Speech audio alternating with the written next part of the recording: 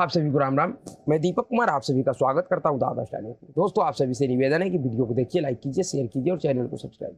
दोस्तों, दिल्ली शराब घोटाले का मामला एक ऐसा दलदल बन चुका है अरविंद केजरीवाल के लिए कि वह जितना अधिक प्रयास कर रहे हैं इस दलदल से बाहर निकलने का, उतने ही तेजी से इस दलदल में धंसते जा रहे हैं।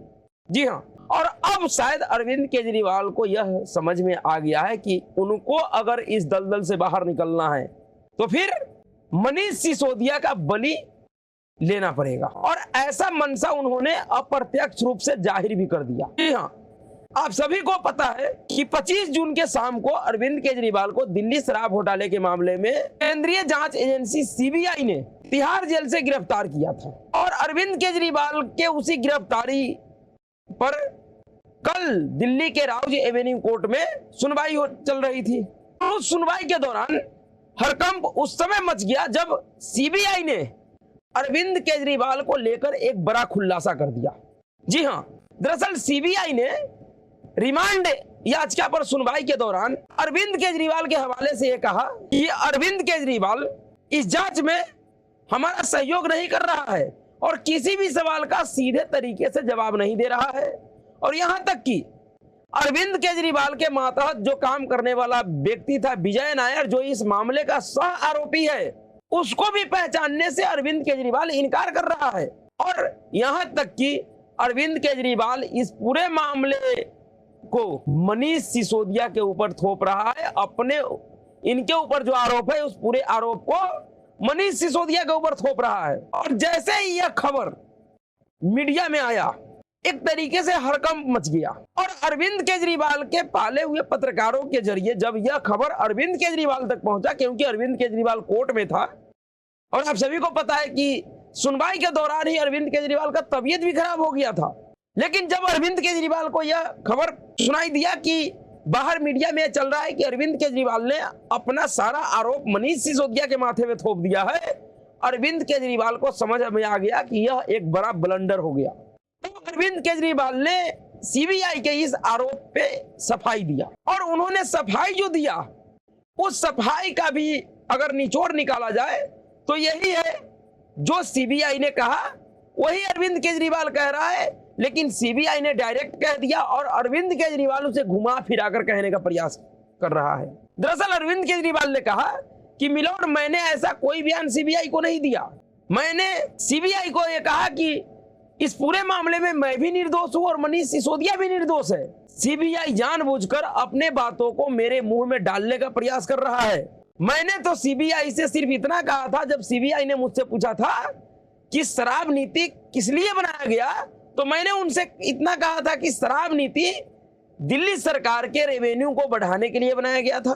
शराब के दुकानों पर जो भीड़ लगता था उस भीड़ को कम करने के लिए बनाया गया, और सभी एरिया में समान रूप से दुकानों का संचालन हो सके इसके लिए बनाया गया था। फिर जब इन्होंने पूछा कि शराब दुकानों को प्राइवेट करने का किसका एजेंडा था, तो मैंने कहा कि नहीं, यह मेरा एजेंडा नहीं था। लेकिन इन सभी कामों को देखने के लिए, इस पूरे शराब नीति का देख रेख करने का जिम्मेवारी मैंने मनीष सिसोदिया को दे रखा था, यह अरविंद केजरीवाल ने कहा। तो भाई सीबीआई भी तो यही कह रहा था, लेकिन वह डायरेक्ट कह रहा था और अभी अरविंद केजरीवाल ने घुमा फिरा कर कह दिया, क्योंकि अरविंद केजरीवाल को एक चीज समझ में आ गया कि अगर इस तरीके से सीधा मैसेज अगर मनीष सिसोदिया तक जाएगा तो मनीष सिसोदिया निश्चित रूप से वह सरकारी गवाह बन जाएगा, और जो मेरे खिलाफ इस शराब नीति से जुड़ा हुआ जो साक्ष्य है उसको उजागर कर देगा। और अगर मनीष सिसोदिया उजागर कर दिया तो फिर मेरे लिए बहुत बड़ा मुसीबत खड़ा हो सकता है। और यह बात सत्य है। मनीष सिसोदिया, जो कि जब शराब नीति बन रहा था तो वह मंत्री भी था, शराब मंत्री भी मनीष सिसोदिया ही था और उप मुख्यमंत्री भी मनीष सिसोदिया था। और क्योंकि अरविंद केजरीवाल मुख्यमंत्री होते हुए भी उनके पास किसी तरीके का कोई विभाग नहीं था, और अरविंद केजरीवाल को भी ऐसा लगा कि क्योंकि मेरे पास कोई विभाग नहीं है इसलिए मैं कुछ भी किसी भी मंत्री से करवा लूंगा तो मैं नहीं फंस सकता हूं, क्योंकि भाई ये तो पढ़ा लिखा आदमी है ना। और पढ़ा लिखा आदमी जो प्रधानमंत्री नरेंद्र मोदी इनके लिए कहा था कि यह सिस्टम में रहा हुआ चोर है, यह सातिर चोर है जो सिस्टम को समझता है। तो बिल्कुल सही बात है, अरविंद केजरीवाल को भी शुरू में यही लगा होगा जब उन्होंने मनीष सिसोदिया से इस तरीके का शराब नीति बनवाया था। उनको पूर्ण भरोसा होगा क्योंकि मेरे पास कोई विभाग नहीं है, मैं किसी भी चीज के लिए जिम्मेवार नहीं हूं, जवाबदेह नहीं हूं, इसलिए अगर कल हो के कोई ऊंची नीच होता भी है तो इसमें जेल मनीष सिसोदिया जाएगा, मैं बच जाऊंगा। लेकिन शायद अरविंद केजरीवाल ये भूल गया कि वह किसी विभाग को न लेते हुए भी दिल्ली का मुख्यमंत्री था और एलजी के नजर में एलजी के लिए जवाबदेह सिर्फ और सिर्फ मुख्यमंत्री हैं।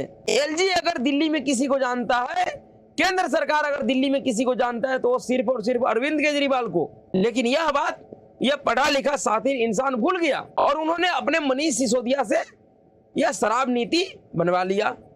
और इस शराब नीति के बदले दक्षिण लॉबी से, पश्चिम लॉबी से, पंजाब के कारोबारी से, तमिलनाडु के कारोबारी से, उड़ीसा के कारोबारी से, इन सभी लोगों से, तेलंगाना के कारोबारी से, इन सभी शराब के कारोबारियों से करोड़ों रुपए का रिश्वत लिया। 6% मार्जिन को बढ़ाकर 12% किया। और जो अरविंद केजरीवाल ने कहा कोर्ट में कि यह नीति दिल्ली सरकार के रेवेन्यू को बढ़ाने के लिए लाया गया था, इस नीति के आने के बाद हुआ बिल्कुल उसके उल्टा, रेवेन्यू बढ़ने की जगह घट गया। लेकिन जब इस केस में अब अरविंद केजरीवाल और उसका पूरा गैंग फंस गया है, इनको समझ में आ गया कि इस केस में जिस तरीके का मजबूत साक्ष्य और सबूत सभी जांच एजेंसियों के पास है, जिस कारण से पिछले 1.5-2 सालों से इस शराब घोटाले के मामले में जितने भी आरोपी गिरफ्तार हुए उनमें से किसी को भी जमानत नहीं मिल रहा है। जमानत भी उन लोगों को मिला है जो सरकारी गवाह बन गए हैं। और सरकारी गवाह बनने का मतलब सीधे सीधे है कि उन्होंने अपना जुर्म कबूल कर लिया है। सरकारी गवाह बनने के लिए सबसे पहला शर्त यह है कि उसके ऊपर जो आरोप लगाया हुआ उस आरोप को मानेगा, तभी जाकर वो सरकारी गवाह बन सकता है। यानी कि इस केस से जुड़े हुए जितने भी लोगों ने सरकारी गवाह बना है, उन्होंने यह माना है कि इस घोटाले में वह शामिल था और वह उसका दोषी है, तब जाकर उन लोगों को जमानत मिला है। नहीं तो अभी तक 1.5 साल से अधिक समय हो गया, मनीष सिसोदिया बंद है, विजय नायर बंद है, के कविता बंद है, लगभग साल भर होने जा रहा है, इन लोगों को जमानत नहीं मिला है। तो अरविंद केजरीवाल को समझ में आ गया कि भैया जमानत तो मुझे भी नहीं मिलेगा और अब तो जमानत लेना और भी मुश्किल हो गया। इसलिए अब विकल्प एक ही बचा है कि अगर मुझे इस दलदल से बाहर निकलना है तो अपना सारा आरोप मनीष सिसोदिया के ऊपर थोप दो और सीधा सीधा पल्ला झाड़ लो और ये कह दो कि भैया मनीष सिसोदिया जो कि शराब मंत्री था, उनका यह जिम्मेवारी था कि ये जो नीति तैयार किया गया, इस नीति को सही से कैसे लागू किया जाए, और अगर इस नीति में कोई भ्रष्टाचार हुआ है तो वो मेरे संज्ञान में नहीं लाया गया।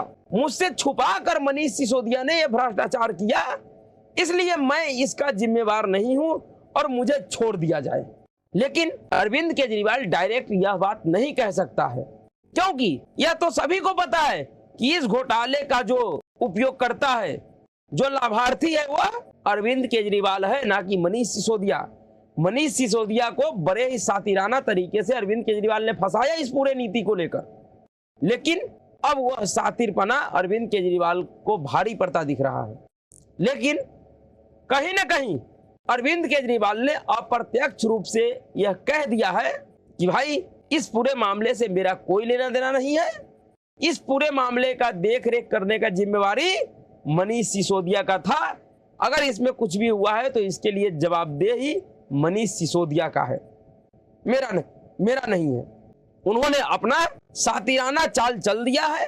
अब देखना यह है कि क्या मनीष सिसोदिया सीधे सीधे अपने राजनीतिक आका को बचाने के लिए कुर्बानी देने को तैयार हो जाते हैं, या फिर उनका जमीर जागेगा, उनका अंतर आत्मा बाहर निकलकर बोलेगा। और जिस दिन मनीष सिसोदिया का अंतरात्मा जाग गया, वह अरविंद केजरीवाल के लिए सबसे बड़ा काला दिन होगा।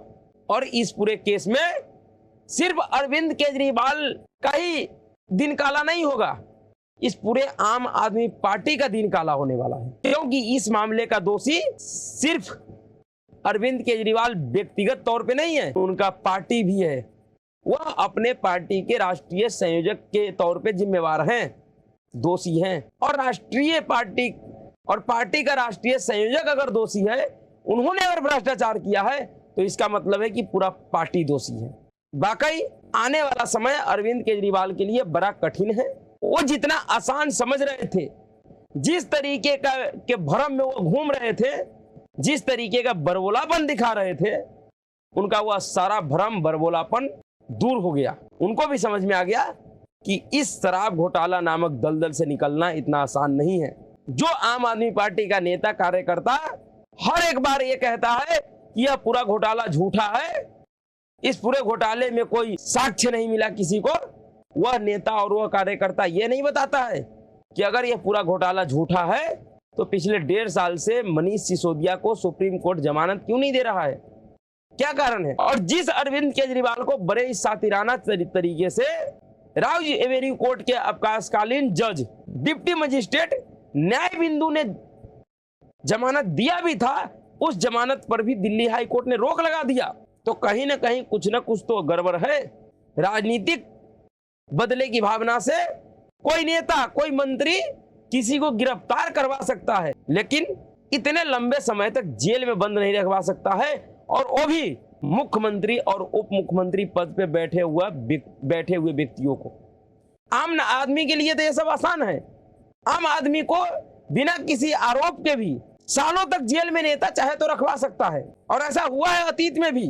खुद सोनिया गांधी ने यूपीए शासनकाल में सनातन धर्म के सबसे सर्वोच्च पद पे बैठे हुए शंकराचार्य को 10 सालों तक बिना किसी आरोप के जेल में बंद रखा था। तो अतीत में ऐसा हुआ है, लेकिन किसी नेता को, वो भी जब वो मुख्यमंत्री और उप मुख्यमंत्री हो, तब उनको बिना किसी आरोप के इतने लंबे समय तक जेल में रख पाना किसी भी नेता के लिए संभव नहीं है। लेकिन अरविंद केजरीवाल ने अपना गर्दन बचाने के लिए बलि का बकरा ढूंढ लिया है, और वह कभी भी उसका बलि ले सकता है। देखिए आगे क्या होता है केजरी एंड गैंग के साथ। अभी के लिए इतना ही। अगर आपको वीडियो अच्छा लगा तो वीडियो को लाइक कीजिएगा, शेयर कीजिएगा और चैनल को सब्सक्राइब कीजिए। नमस्कार।